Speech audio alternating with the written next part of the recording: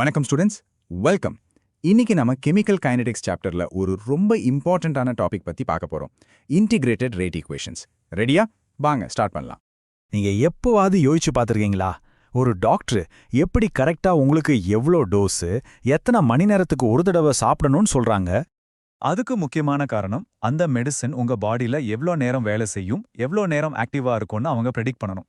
So the whole thing is a question of time. அந்த ப்ரெடிக்ஷனுக்கு தான் நம்ம இன்டகிரேட்டட் ரேட் ஈக்குவேஷன்ஸ் யூஸ் ஆகுது. பேசிக்லி இது ஒரு சப்ஸ்டன்ஸோட கான்சென்ட்ரேஷன் கொஞ்ச நேரம் கழிச்சு, யானி ஃபியூச்சரில் எவ்வளோ இருக்கும்னு சொல்றதுக்கு ஹெல்ப் பண்ணும். So let's call this our future formula. என்ன அதுதான் இதோட வேலை, to predict the future. So at a very simple level, integrated rate equationனா என்ன? அது ஒன்றுமே இல்லை, ஜஸ்ட் ஒரு ஃபார்முலா.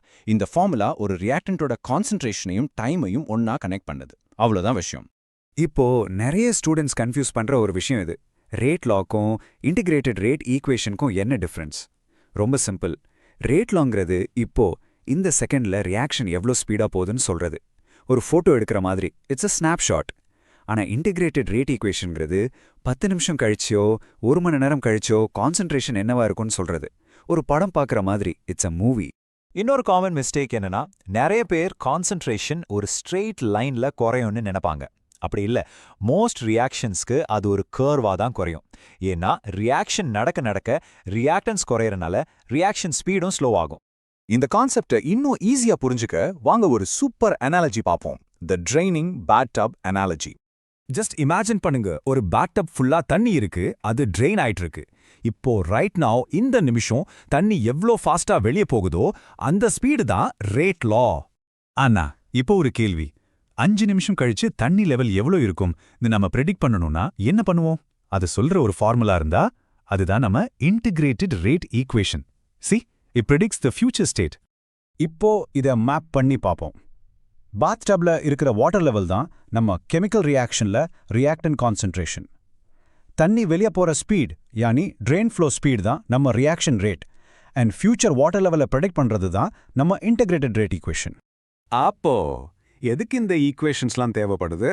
2 முக்கியமான விஷயத்துக்கு. ஒன்று, ஒரு ரியாக்ஷனோட ஹாஃப் லைஃபை கால்குலேட் பண்ணுறதுக்கு. இன்னொன்று, ஒரு ரியாக்ஷன் கம்ப்ளீட்டாக எவ்வளோ நேரம் ஆகும்னு ப்ரெடிக்ட் பண்ணுறதுக்கு. ஓகே, இப்போ நம்ம மைண்ட்ல ஒரு விஷுவல் இமேஜ் கொண்டு வரலாம். ஒரு ரியாக்ஷன் நடக்கும்போது கான்சென்ட்ரேஷன் எப்படி குறையுதுன்னு விஷுவலைஸ் பண்ணி பார்ப்போம். ஒரு பீக்கர்ல dark blue colour dyes solution இருக்கிற மாதிரி இமேஜின் பண்ணிக்கோங்க. டைம் 0ல ரொம்ப டார்க்கா ஹை கான்சென்ட்ரேஷன்ல இருக்கும். ஒரு 30 செகண்ட்ஸ் கழிச்சு பார்த்தா கலர் கொஞ்சம் லைட் ஆகி மீடியம் ப்ளூல இருக்கு. ஃபேடிங் ரொம்ப ஃபாஸ்டா நடந்திருக்கும். ஆனா 90 செகண்ட்ஸ் கழிச்சு பார்த்தா அது ரொம்ப லைட் ப்ளூ ஆயிடுச்சு. இப்போ ஃபேடிங் ஸ்லோ ஆயிடுச்சு. ஸோ பாத்தீங்களா, ஃபேடிங்கோட ஸ்பீடு மாறிக்கிட்டே இருக்கும். இந்த ஃபேடிங் ப்ராசஸை ஒரு கிராஃப்ல போட்டா ஒரு கர்வ் வரும். அந்த கர்வோட ஷேப் அந்த ரியாக்ஷனோட ஆர்டரை பொறுத்து மாறும். அந்த கர்வ்க்கு பின்னாடி இருக்கிற மேத்ஸ், அதுதான் நம்ம இன்டகிரேட்டட் ரேட் ஈக்குவேஷன். சரி, இப்போ இந்த கான்செப்ட் நம்ம டெய்லி லைஃப்ல ரியல் வேர்ல்ட்ல எங்க யூஸ் ஆகுதுன்னு கொஞ்சம் எக்ஸாம்பிள்ஸ் பார்ப்போம். From drugs to dyes, it's everywhere. நீங்க வீட்ல கூட பார்த்திருக்கலாம். ஒரு துணியில இருக்கிற கலர்ல கொஞ்சம் ப்ளீச் ஊத்துனா என்ன ஆகும்? கலர் ஃபேட் ஆகும், ரைட்? ஃபர்ஸ்ட்ல ரொம்ப வேகமா கலர் போகும், அப்புறம் கொஞ்சம் கொஞ்சமா ஸ்லோ ஆயிடும்.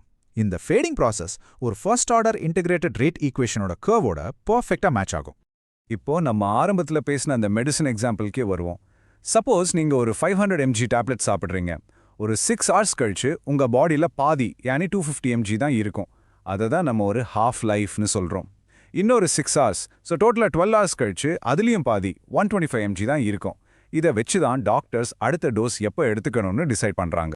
இதுல ஒரு ரொம்ப சர்ப்ரைசிங்கான ஆனா இம்பார்ட்டண்ட்டான விஷயம் இருக்கு. ஒரு ஃபர்ஸ்ட் ஆர்டர் ரியாக்ஷனுக்கு ஹாஃப் லைஃப் எப்பவுமே கான்ஸ்டண்டா தான் இருக்கும். நீங்க எவ்வளோ கான்சென்ட்ரேஷன்ல ஆரம்பிக்கிறீங்கன்றது மேட்ரே கிடையாது. 500 mgலேருந்து 250 ஆகிறதுக்கும் 6 hours தான். 1000 mgலேருந்து 500 ஆகிறதுக்கும் அதே 6 hours தான் ஆகும். இது ரொம்ப முக்கியமான எக்ஸாம் கான்செப்ட், ஞாபகம் வச்சுக்கோங்க. சரி, ஸோ இன்னைக்கு நம்ம என்ன கற்றுக்கிட்டோன்னு ஒரு குயிக் ரீகேப் பார்த்துடலாம். The most crucial points to remember are: ஒன்று விஷயம் மட்டும் ஞாபகம் வச்சுக்கோங்க. Number 1, the core idea. இது ஃபியூச்சர்ல கான்சென்ட்ரேஷனை ப்ரெடிக்ட் பண்ற ஒரு formula. Number 2, the mental image. ஒரு ட்ரெயினிங் பாத்டப் இல்லனா ஒரு ஃபேடிங் டை. இதுல ஏதாவது ஒன்று ஞாபகம் வச்சுக்கோங்க. And number 3, the key example. Doctors எப்படி ட்ரக் ஹாஃப் லைஃபை வச்சு டோசேஜ் டிசைட் பண்றாங்கன்றது. என்ன கேட்டா, இந்த 3 விஷயத்தையும் நீங்க நல்லா ஞாபகம் வச்சுக்கிட்டாலே போதும். உங்க எக்ஸாம்ல இந்த டாபிக் கண்டிப்பா ரொம்ப ஈஸியா லைட்டா ஃபீல் ஆகும். ஓகே, இப்போ உங்களுக்கு ஒரு ரியாக்ஷனோட ஃபியூச்சரை ப்ரெடிக்ட் பண்ண தெரியும்.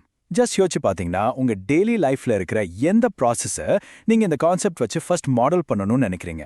யோசிச்சு பாருங்க, chemistry is literally everywhere. All the best students.